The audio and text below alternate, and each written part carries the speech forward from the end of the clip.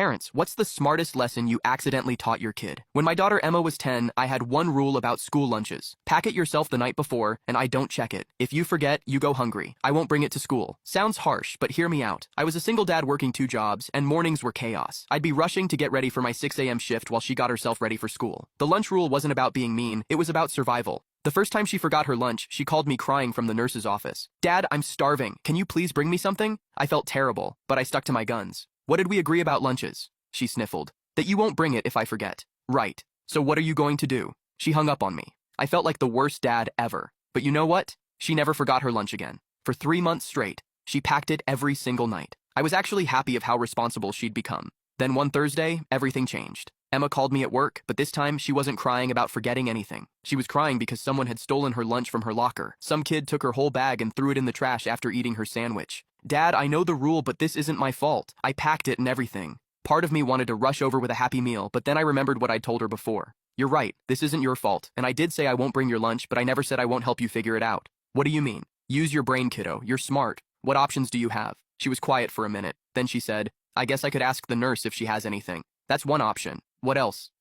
There's the vending machine. Do you have money? I have some quarters in my pencil case for emergency copies. There you go. Anything else you can think of? She hung up to go handle it herself. 20 minutes later, she called back, and she sounded completely different, excited even. Dad, you're not going to believe what happened. Turns out she'd remembered the sleeve of crackers she'd stashed in her locker the week before for emergencies. Then she'd gone to Mrs. Patterson, her favorite teacher, and offered to clean the classroom during lunch in exchange for some snacks from the teacher stash. Mrs. Patterson was so impressed by Emma's problem solving that she gave her a juice box, a granola bar, and let her eat lunch in the classroom. But here's where it gets crazy. Emma started thinking about other kids who might be in the same situation. That weekend, she asked me to buy extra snacks when we went grocery shopping. Why do you need so many crackers? I'm starting an emergency snack bank in my locker for kids who forget their lunch or get theirs stolen. I thought it was sweet, but figured it would last maybe a week. I was wrong. Word spread fast. Emma became the kid other kids came to when they were hungry. She'd trade snacks for help with homework or just give them away if someone looked sad. The school counselor, Mr. Kim, noticed what she was doing and called me. Your daughter has started something pretty amazing here. We'd like to make it official.